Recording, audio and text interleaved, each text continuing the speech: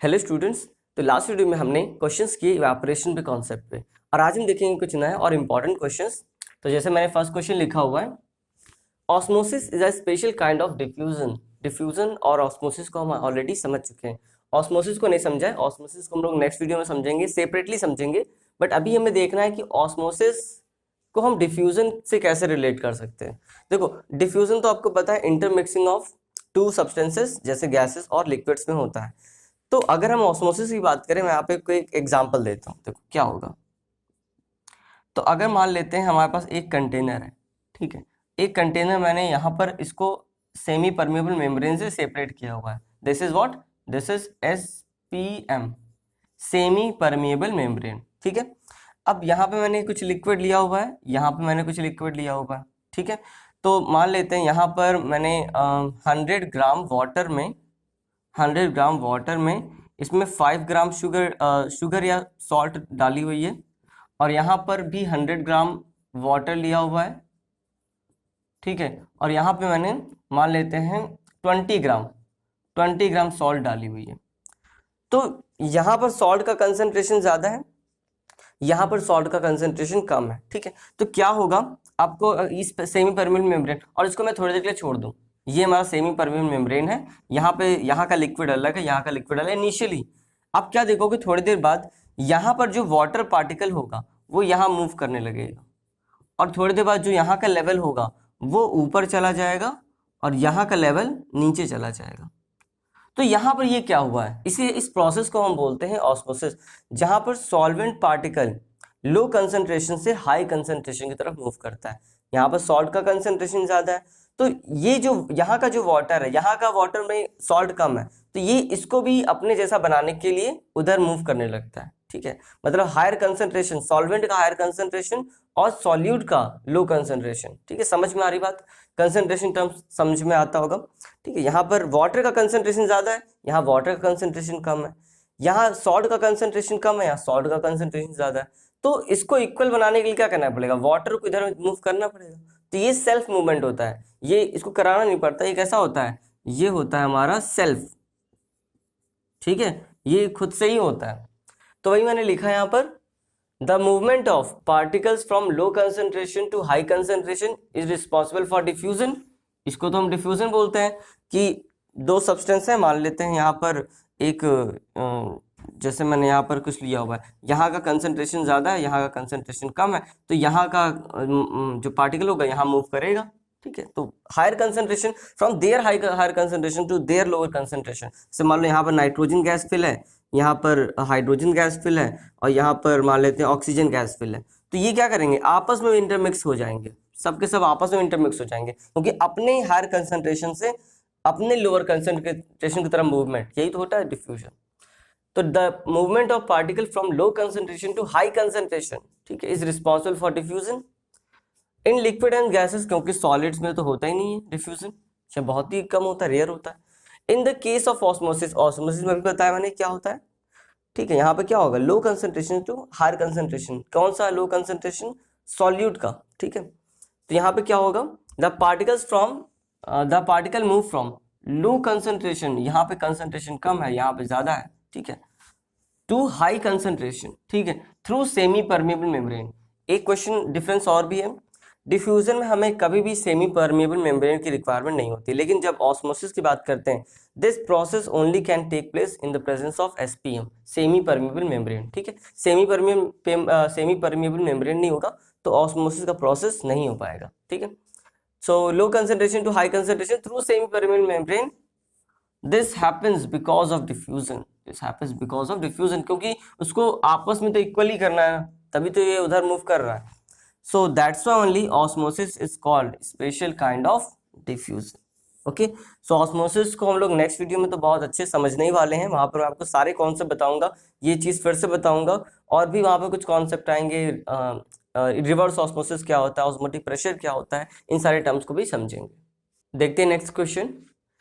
Next question बोला गया, why do surgeons apply ether, ठीक है, वर्ड को ध्यान देना, ether on the part of body which is to be operated. मतलब ऑपरेशन करने से पहले जो एक सब्सटेंस यूज करते हैं, लिक्विड यूज करते हैं हमारी बॉडी पर, वो ईथर होता है, ठीक है। ऐसा ईथर क्यों यूज करते हैं, इसका रीजन है, अगर मान लेते हैं हम, जो ईथर होता है उसका बॉइलिंग पॉइंट बहुत ही लो होता है, मतलब आपने अगर उसको अपनी बॉडी पर रखा, अपने पाम पर रखा, तो क्या हो जाएगा, वहां से वो तुरंत इवेपोरेट कर जाएगा। और इवेपोरेशन जब भी होता है, आपने पढ़ा है कि वो पार्ट जो होता है जिससे वो हीट लेगा वो कैसा हो जाएगा, कूल हो जाएगा, क्योंकि उसकी हीट लेके तो वो उड़ गया। तो वही बोला गया है ईथर। अब इसका फायदा क्या होगा देखते हैं। Ether is a very volatile, volatile का मतलब होता है जिसका मेल्टिंग पॉइंट बहुत ही कम होता है और तुरंत वो इवेपोरेट करना चाहता है, ठीक है, बॉइलिंग पॉइंट सॉरी, ठीक है। It has a very low boiling point when it is spread on the skin, जब वो स्किन पे स्प्रे किया जाएगा, सो इट इवेपोरेट्स, तुरंत इवेपोरेट कर जाएगा, क्वाइट रैपिडली, क्योंकि इसका बॉइलिंग पॉइंट बहुत कम है, तुरंत वो इवेपोरेट कर जाएगा। टेकिंग हीट, अभी हीट कहाँ से लेगा, एक तो सराउंडिंग से लेगा और साथ में स्किन से लेगा, हीट फ्रॉम द स्किन। तो हमें तो सराउंडिंग से मतलब नहीं है, मेन हमें मतलब है स्किन से। सपोज ये हमारी स्किन है, ठीक है। सो एज अ रिजल्ट क्या होता है, the temperature of the skin becomes so low that it becomes numb. Numb का मतलब होता है सुन्न पड़ जाना, मतलब उसको पता ही नहीं चलेगा क्या हो रहा है आसपास। So when a minor cut is made on the skin, तो जब वो छोटा बहुत कट लगाना होता है सर्जन्स को बॉडी पार्ट्स में, ठीक है, on the skin, so the person does not feel much pain, तो उस पर्सन को ज़्यादा पेन नहीं फील होता है। पेन तो ऐसे होगा ही थोड़ा बहुत, लेकिन इतना ज़्यादा पेन नहीं उसको फील होगा, ड्यू टू इट्स नम्बनेस, उस जो सुन्न पड़ जाता है उसका हाथ या जो भी पार्ट है उसका बॉडी का, उसकी वजह से उसे पेन फील नहीं होता। So due to this reason, this is only the reason, surgeons को अप्लाई करना पड़ता है ether on the part of body which is to be operated. Okay, अब देखते हैं नेक्स्ट क्वेश्चन। नेक्स्ट क्वेश्चन ये बहुत इंपॉर्टेंट क्वेश्चन है। देखो क्या बोला गया, why is dry ice is a better option for food preservation at low temperature. पहले तो क्वेश्चन का मीनिंग बताता हूँ। यहाँ पे बोला गया है कि ड्राई आइस बेटर ऑप्शन क्यों है फूड प्रिजर्वेशन का मतलब होता है फूड को स्टोर करने के लिए, फूड को काफी टाइम तक बचा के रखने के लिए। Food preservation at low temperature, क्योंकि जो फूड मटेरियल होते हैं उनको लो टेम्परेचर पे रखा जाता है जिससे वो खराब ना हो जल्दी। तो पहले तो ड्राई आइस का मीनिंग समझते हैं। ये ड्राई आइस क्या होता है, इसे हम बोलते हैं सॉलिड CO2, सॉलिड CO2, ठीक है। तो वैसे तो लिक्विड सॉलिड CO2 होता ही नहीं है, क्योंकि CO2 जो होता है ना, CO2 ये एक ऐसी गैस होती है, या तो ये सॉलिड फॉर्म में रह सकती है या ये गैस फॉर्म में रह सकती है, ठीक है। मतलब एक तरीके का सब्लिमेट है, ठीक है, सब्लिमेशन होता है, सब्लिमेशन शो करती है सॉलिड से गैस और गैस से सॉलिड, ठीक है। तो वही बोला गया है कि आखिर ये बेटर ऑप्शन क्यों है, आइस जो हमारा बेटर काम करती है आइस से अच्छी क्यों है ये, ठीक है। तो यहाँ बोला गया dry ice is a better option for food preservation because it can provide much lower temperature. हम ये क्यों यूज कर रहे हैं, CO2 यूज करने का या ड्राई आइस यूज करने का पर्पस क्या है। तो हमारे पास दो ऑप्शन है, एक तो हमारे पास सिंपल आइस है और एक हमारे पास ड्राई आइस है। ड्राई आइस मतलब CO2, ठीक है। तो आइस भी हमें लो टेम्परेचर प्रोवाइड करता है क्योंकि आइस ठंडी होती है, और ड्राई आइस क्योंकि आइस में लगा हुआ है तो इसका मतलब ये भी लो टेम्परेचर। बट ये क्यों ज्यादा बेटर है, तो देखो आइस के साथ प्रॉब्लम क्या है, पहले तो इसका जो लोअर टेम्परेचर होता है, आप कितना ले सकते हो, हम एक जनरल लेके चल रहे हैं 0 डिग्री सेल्सियस, और भी कम हो सकता है -10 -15, ठीक है, कितना भी हो सकता है। हम एक सिंपल लेके चल रहे हैं 0 डिग्री सेल्सियस। और इसका जो ड्राई आइस का जो इसका जो सब्लिमेशन पॉइंट होता है, मतलब जिस पॉइंट पर ये सॉलिडिफाई हो जाता है, तो बहुत ही लो टेम्परेचर पर होता है, और वो लगभग होता है -78.5 डिग्री सेल्सियस पर। तो अगर हम इसका बॉइलिंग पॉइंट देखें, इसका बॉइलिंग पॉइंट देखें, तो यहाँ पर आपको पता चलेगा इनके टेम्परेचर में 78 का डिफरेंस है। मतलब ये जो ड्राई आइस है वो उससे 78 डिग्री सेल्सियस ज़्यादा कूल है, ठीक है। मतलब ये बहुत ज़्यादा कूलिंग करेगा इसके मुकाबले, क्योंकि ये 0 डिग्री सेल्सियस पर आइस है और ये -78.5 पर सॉलिड के फॉर्म में है। तो that's why only it is written it can produce much lower temperature, कौन, ड्राई आइस, ठीक है, as ordinary ice, as ordinary ice. Ordinary ice बहुत ज्यादा -5 डिग्री सेल्सियस, -10 डिग्री सेल्सियस, ठीक है। यहाँ पर क्या होगा, -78.5 डिग्री सेल्सियस, ठीक है। So therefore it is more effective. और एक और रीजन है, it is more effective in cooling, ये तो कूलिंग तो अच्छी कर ही रहा है। इसके बाद एक और रीजन है, it does not cause waiting of food. ऐसा नहीं कि जो फूड है उसको वेट कर दिया, गीला कर दिया। आइस जब मेल्ट होगी तो वो तो गीला कर देगी आसपास जो भी इन्वायरमेंट होगा, और नहीं भी करेगी तो ये इसके जो इवापोरेशन होगा, यहाँ से जो इवापोरेशन होगा तो वो भी जाके उसको वेट कर सकती है, उसमें मॉइस्चर क्रिएट कर सकती है, ठीक है। बट ड्राई आइस के साथ ये प्रॉब्लम नहीं है, अगर ये इवापोरेट करेगा भी तो ये जो गैस बना लेगा, गैसेस CO2 में कन्वर्ट हो जाएगा, ठीक है, गैसेस CO2 में कन्वर्ट हो जाएगा, तो ये वेट भी नहीं करेगा उसको। So it does not cause waiting of food material also, so because it shows sublimation, क्योंकि ये या तो सॉलिड में हो सकता है या गैसेस में हो सकता है, लिक्विड में एग्जिस्ट नहीं करता। ओके, देखते हैं नेक्स्ट क्वेश्चन। ये भी अच्छा क्वेश्चन है, इसको इंपॉर्टेंट मार्क कर लेते हैं। देखो क्या बोला गया, why does the food cook faster in the pressure cooker. Cooker जो प्रेशर कुकर होता है उसमें खाना जल्दी पक जाता है, ऐसा क्यों?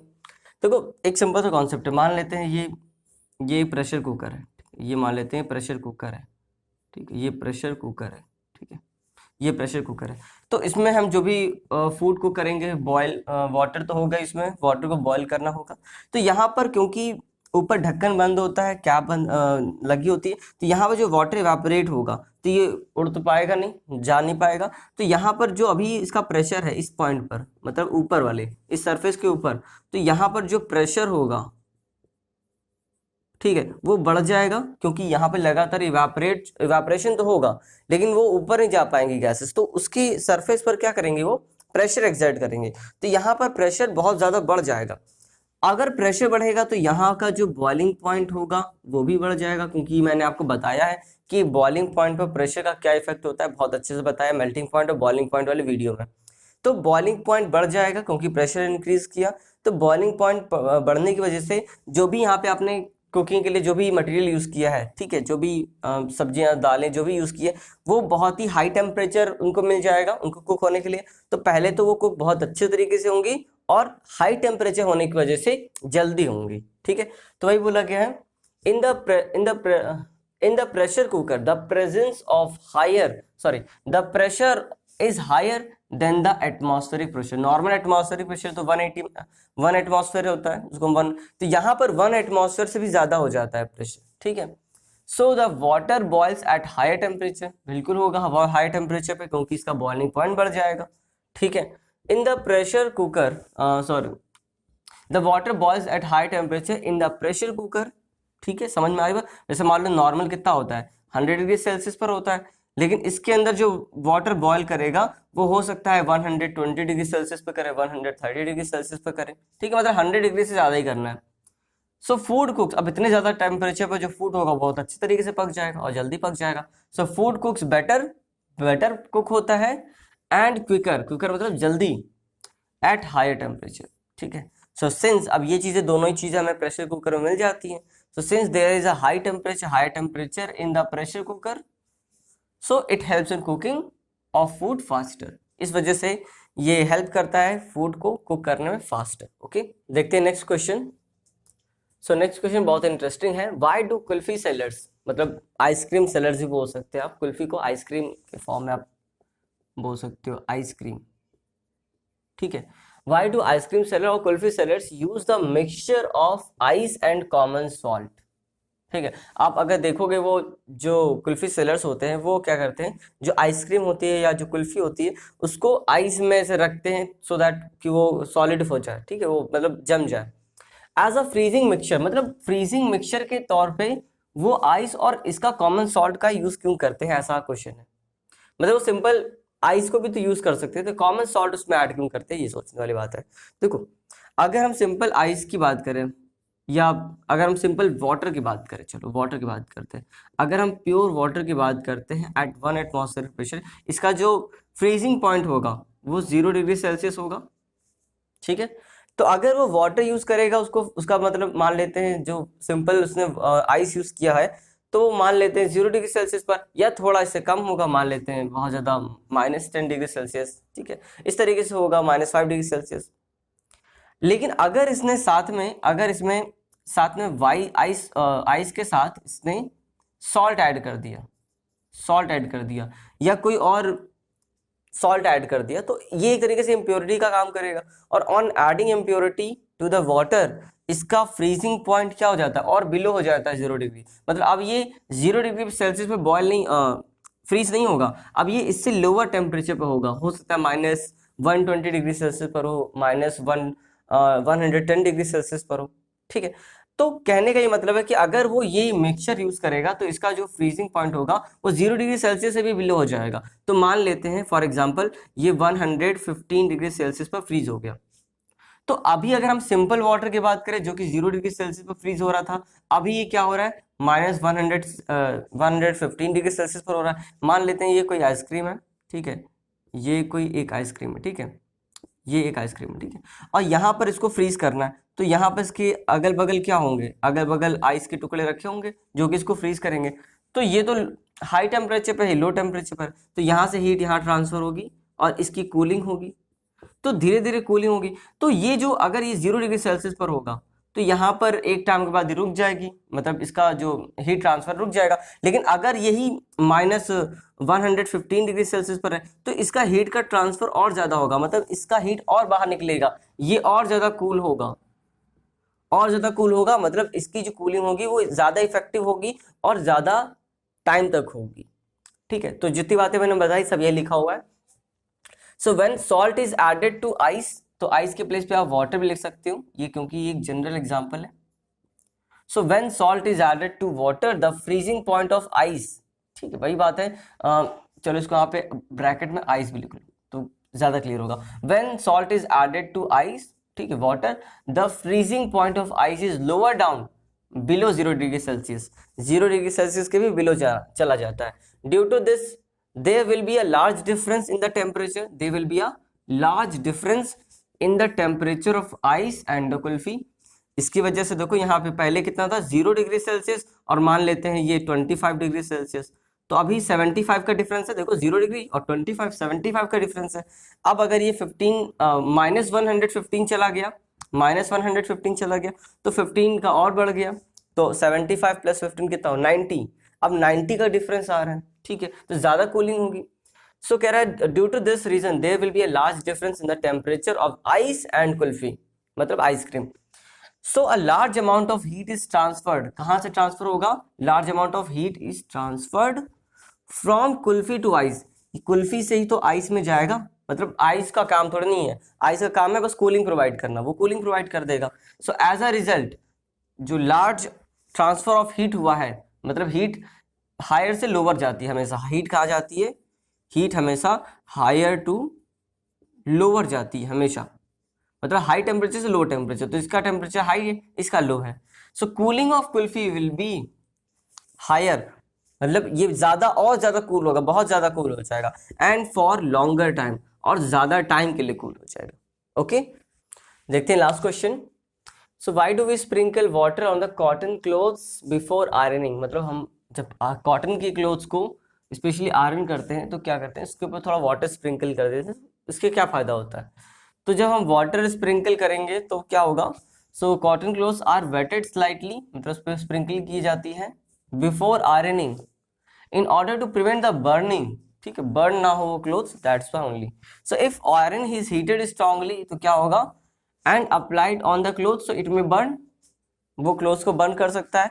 बट अगर आप उसको वेट कर दोगे, if we wet the clothes, मतलब उसको थोड़ा स्प्रिंकल कर देंगे अगर वाटर से बिफोर आयरन, सो क्या होगा, देन एक्सेसिव हीट, अब ये इंपॉर्टेंट बात है, सो क्या होगा, excessive heat will be used up in the evaporation, जो एक्सेस हीट आ रही होगी वो वाटर को इवेपोरेट करने में यूज हो जाएगी ऑफ वाटर, ठीक है, एंड इट विल प्रिवेंट, जो कि रोक देगी इसकी बर्निंग से, हमको बचा लेगी। ओके, सो यहीं पर सारे क्वेश्चंस मैंने बता दिए हैं, आई होप आपको समझ में आएंगे। नेक्स्ट वीडियो में हम बात करेंगे क्या होता है ऑस्मोसिस, और ऑस्मोसिस जुड़े कुछ और कॉन्सेप्ट्स।